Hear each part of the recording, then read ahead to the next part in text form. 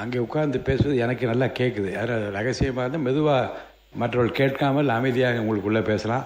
உங்கள் சத்யாவில் இப்பொழுது ஆடி அதிரடி தள்ளுபடி. இன்னைக்கு தமிழக சட்டப்பேரவையில் வேளாண் பட்ஜெட்டை பார்த்தீங்கன்னா இன்னைக்கு தாக்கல் பண்ணியிருக்கிறாங்க. தாவேகா தரப்புல இருந்து தாவேகா அரசாங்கத்தோடைய முதல் பட்ஜெட் தாக்கல் இந்து தான் அப்படின்றது தெரிய வருது. ஆனால் இன்னைக்கு திமுகவோட சார்பில் இருந்து அனைவருமே கருப்பு கலர் சட்டையை போட்டு வந்திருக்கிறாங்க. அதற்கான முக்கியமான காரணம் தாவேகாவோட அரசாங்கத்துக்கு எதிர்ப்பு தெரிவிக்கும் விதமாக அவங்க கருப்பு கலர் சட்டையை போட்டு வந்திருக்கிறாங்க. இந்த சமயத்தில் பட்ஜெட்டை தாக்கல் பண்ணிட்டு இருக்கும் போது திமுக தரப்புல இருக்கிற எம்எல்ஏக்கள் 2 பேர் ரகசியமாக பேசுறதா நினச்சிக்கிட்டு ரொம்பவே சத்தமா பேசியிருந்திருக்கிறாங்க.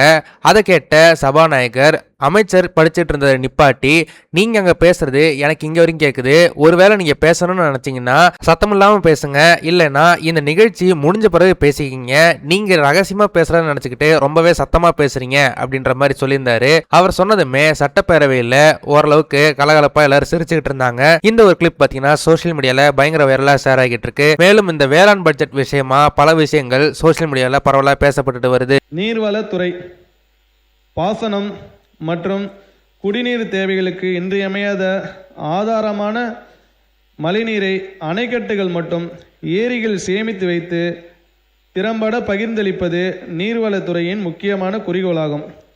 அணைகளிலிருந்து பாசனத்திற்கு திறந்துவிடப்படும் நீர் தங்கு தடையின்றி கடைமடை பகுதி வரை விரைந்து செல்ல ஏதுவாக 2026-27 ஆண்டில்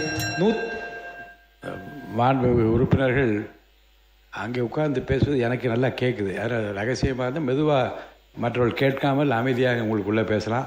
பேசுவதை தவிர்ப்பது நல்லது. ஏன்னா நீங்கள் பேசுகிறது எனக்கே எல்லாமே கேட்குதுங்க. அவருடைய பேச்சுக்கு அது இடையூறாக இருக்கிற அறிக்கைக்கு நீங்கள் தொடரலாம். மாண்புமிகு அமைச்சர் தொடரலாம்.